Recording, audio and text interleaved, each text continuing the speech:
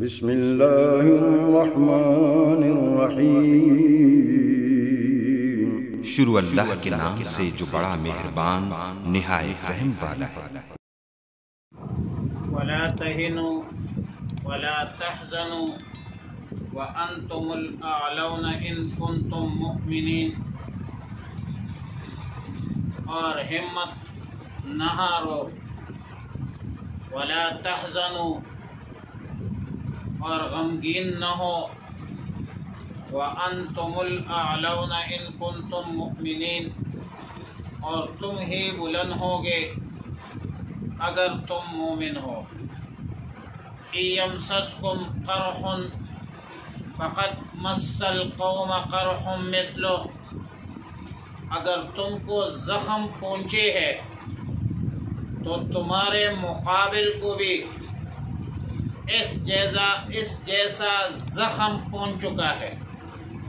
وَتِلْكَ الْأَيَّامُ نُدَاوِلُهَا بَيْنَ النَّاسِ، اور یہ دن ہے جنہیں ہم باری باری بدلتے رہتے ہیں لوگوں کے درمیان۔ وَلِيَعْلَمَ اللَّهُ الَّذِينَ آمَنُوا، تاکہ جان لے ان لوگوں کو جو ایمان لائے ہیں۔ وَيَتَّخِذَ مِنْكُمْ شُهَدَاءَ، اور بنا لے تم میں سے شہادت پانے والے۔ وَاللَّهُ لَا يُحِبُّ الظَّالِمِينَ، اللہ رب العالمین ظالمین کو پسند نہیں کرتا۔ وَلِيُمَحِّصَ اللَّهُ الَّذِينَ آمَنُوا، تاکہ صاف کر دے ایمان والوں کو۔ وَيَمْحَقَ الْكَافِرِينَ، اور مٹا دے کافروں کو۔ ام حسبتم ان تدخلوا الجنت، کیا تم نے یہ خیال کیا کہ جنت میں داخل ہو جاؤ گے؟ وَلَمَّا يَعْلَمِ اللَّهُ الَّذِينَ جَاهَدُوا مِنْكُمْ وَيَعْلَمَ الصَّابِرِينَ، اور ابھی معلوم نہیں کیا اللہ رب العالمین نے ان لوگوں کو جو مجاہدین ہے، جہاد کرنے والے ہیں، منکم تم میں سے،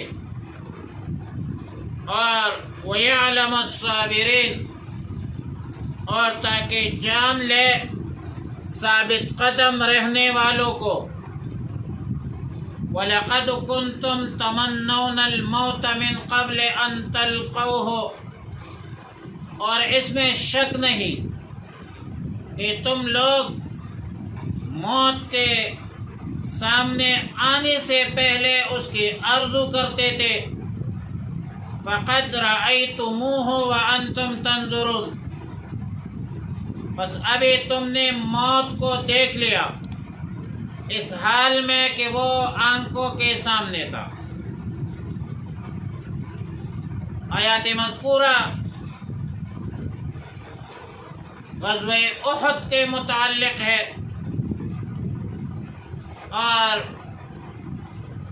ظاہر ہے کہ اس میں کوئی شک و شبہ بھی نہیں کہ مسلمانوں کے بعض کوتاہیوں کی وجہ سے ابتداءً فتح کے بعد شکست کا سامنا ہوا۔ 70 صحابہ کرام شہید ہوئے، رسول اللہ مبارک صلی اللہ علیہ وسلم زخمی ہوئے، مگر ان تمام تر امور کے باوجود دشمن پسپا ہوئے۔ اب اس عارض شکست کے 3 وجوہات مفسرین نے لکھے ہیں۔ پہلا وجہ یہ ہے کہ نبی علیہ السلام نے تیر اندازوں کو جس ترتیب سے حکم دیا تھا، کچھ وجوہات کے اساس اور بنیاد پر وہ ترتیب قائم نہیں رکھ سکی، وہ ترتیب ختم ہوئی۔ اور ختم اسی لیے ہوئے کہ بعض نے اختلاف کیا.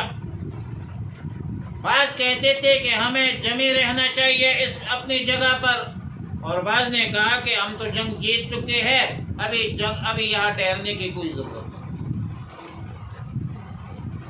دوسری بات یہ کہ رسول اللہ مبارک صلی اللہ علیہ وسلم کے قتل کی خبر مشہور ہوئی تو مسلمانوں کے دلوں میں کمزوری پیدا ہوئی، اور جس کا نتیجہ کم ہمتی کی صورت میں ظاہر ہوئی.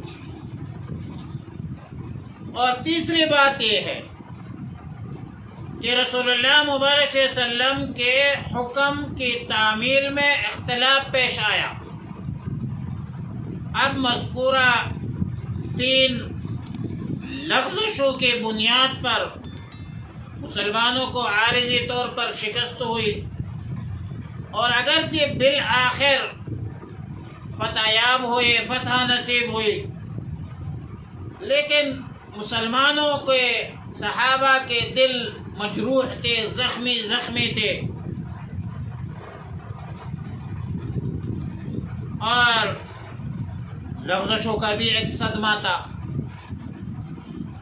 اور ظاہر ہے کہ اب 2 چیزیں سامنے ہیں، یا تو گزشتہ لغزشوں کو، کوتاہیوں کو اور اس کے رنج و غم کو، فکر کو لے کر دل شکستہ بندہ ہو جائے،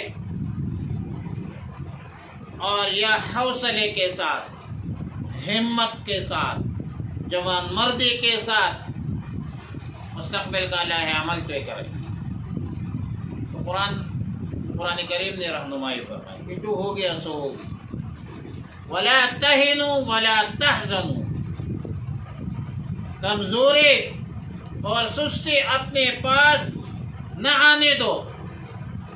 حیرانہ کی بنگڑی ماتی، ہمت کرو، آگے بڑھو. اگر تم نے ایمان لایا ہے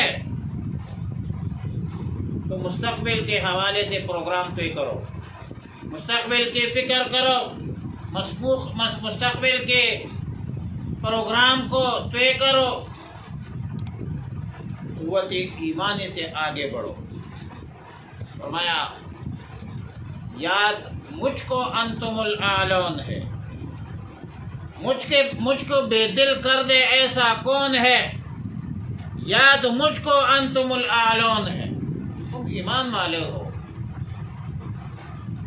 اور اسباب النزول نے عبداللہ ابن عباس رضی اللہ تعالیٰ عنہ سے نقل کیا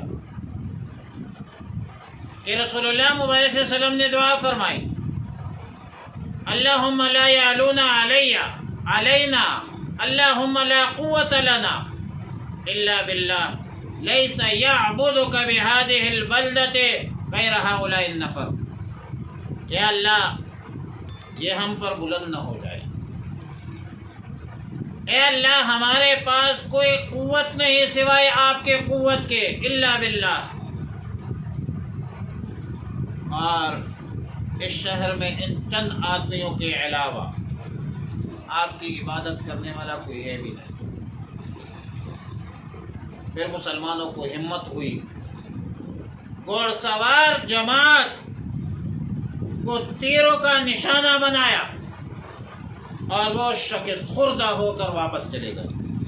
دوسری آیت کہ اِیَمْسَسْكُمْ قَرْحٌ فَقَدْ مَسَّ الْقَوْمَ قَرْحٌ مِثْلُهُ، مسلمانوں کو تسلی ہے، اور فرمایا اگر تمہیں زخم پہنچی ہے تو اس سے پہلے تمہارے دشمنوں کو بھی اس جیسا زخم پہنچے ہے. اور فرمایا کہ یہ ایام، یہ دن باری باری بدلتے رہتے ہیں، کبھی کسی کا پلہ باری ہے، کبھی کسی کا پلہ باری ہے. الحرب سجال، حالات بدلتے رہتے. اور پھر غزوہ احد کے حوالے سے چند حکمتیں بیان. پہلی حکمت کیا تھی کہ اللہ کو یہ منظور تھا کہ وہ جان لے کہ آپ میں ایمان والے کون ہیں. اسی وقت کے وقت تو امتحان لیا جاتا ہے، کون ساتھ دے رہا ہے، کون مخلص ہے، کون غیر مخلص ہے. عند الامتحان یکرم الرجل او یوہان، عربی کا مشہور معقولہ ہے، مقامات میں بھی ہے۔ رحمان بابا کہتے ہیں بل پردے پا کے معلوم چھے اے رحمانا کل کل دا غمون و باران خی، چنانچہ اس واقعہ اور مارکہ سے پہلے منافقین واپس چلے گئے اور جو اہل ایمان تھے وہ ڈٹے رہے، اپنے نبی محمد عربی صلی اللہ علیہ وسلم کے ساتھ کھڑے رہے۔ اور ایک بات ذہن نشین کر لے کہ ایک ہے وہ علم جو قبل الوقوع اور ایک ہے وہ علم جو بعد الوقوع ہو۔ اللہ رب العالمین تو علیم بذات الصدور ہے، اللہ کو قبل الوقوع کا بھی علم ہے، بعد الوقوع کا بھی علم ہے، لیکن اس قسم کے واقعات میں اس طرح وہ علم مراد ہوتا ہے جو بعد الوقوع ہو، کیونکہ یہ علم ہونا کہ اب یہ واقعہ ہو چکا ہے اور اس واقعے کے بعد یہ ہو سکتا ہے۔ دوسرے حکمت یہ ارشاد فرمائی کہ اللہ کو تم میں سے شہید ہونا منظور تھا، شہید بنانا منظور تھا، اور شہادت بہت بڑی نعمت ہے، لیکن اس کی عظمت، اس کی قدر و قیمت وہی جانتے ہیں جو اہل ایمان ہو، جو قرآن و سنت پر اعتماد، یقین اور ایقان رکھتا ہو کہ وَلَا تَقُولُوا لِمَنْ يُقْتَلُ فِي سَبِيلِ اللَّهِ أَمْوَاتٌ بَلْ أَحْيَاءٌ بلکہ يُرْزَقُونَ بِمَا آتَاهُمُ اللَّهُ۔ نبی علیہ السلام نے تمنا کی لَوَدِدتُّ فِي سَبِيلِ اللَّهِ ان اقتل ثم احیا ثم اقتل ثم، 3 دفعہ کہا۔ اور تیسرے حکمت یہ ارشاد فرمائے کہ اللہ کو یہ منظور تھا کہ ایمان والوں کو پاک صاف کر دے، کیونکہ مصیبت پر صبر کرنے والوں کو، جو مصیبت پر صبر کرتے ہیں، مصائب میں، مشکلات میں، وہ اخلاق کے اعتبار سے، اعمال کے اعتبار سے، افکار کے اعتبار سے، ہر لحاظ اور ہر زاویہ سے ان کا تصفیہ ہو جاتا ہے۔ اور چوتھی حکمت اللہ کو یہ منظور کہ کافروں کو مٹا دے، وَيَمْحَقَ الْكَافِرِينَ۔ اگر وہ اس مرتبہ وقتی طور پر غالب ہو جائے تو آئندہ اسی گمان کے تحت بڑھ چڑھ کر سامنے آئیں گے کہ ہمیں غلبہ ہوگا اور مسلمانوں کے مقابلے میں آ کر برباد ہو جائیں گے، ختم ہو جائیں گے۔ علامہ آلوسی رحمۃ اللہ علیہ فرماتے ہیں کہ یہاں کافرین سے مراد وہ کفار مراد ہے جو جنگ احد کے موقع پر جنگ کے لیے آئے تھے اور پھر کفر پر مصر رہے، تو اللہ تعالیٰ نے ان سب کو ختم کر دیا، ہلاک کر دیا۔ فرمایا ام حسبتم ان تدخلوا الجنت، کیا تم نے یہ خیال کیا کہ جنت میں داخل ہو جاؤ گے اور اللہ تعالیٰ کو ان لوگوں کا علم نہ ہو جنہوں نے جہاد کیا ہے؟ مطلب یہ ہے کہ تم جہاد کے طلبگار ہو، جنت کے حصول کے لیے محنت، مشقت، جہاد اور صبر کی ضرورت ہوتی ہے۔ جنت میں جانے کے آرزو رکھنے والوں کو ان چیزوں کے لیے اینی ٹائم ہر وقت تیار رہنا چاہیے، اور موقع محل کے مناسبت سے اپنا مال، جان اور وقت جو ہے وہ اللہ کے راستے میں خرچ کرنا پڑتا ہے۔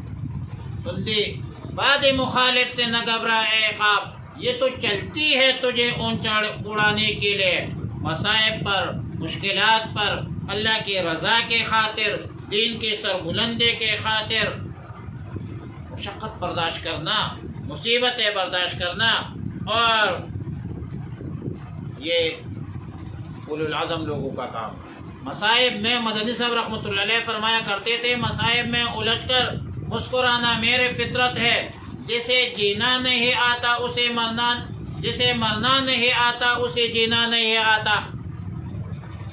اور آخر میں فرمایا کہ اس میں شک نہیں ہے کہ تم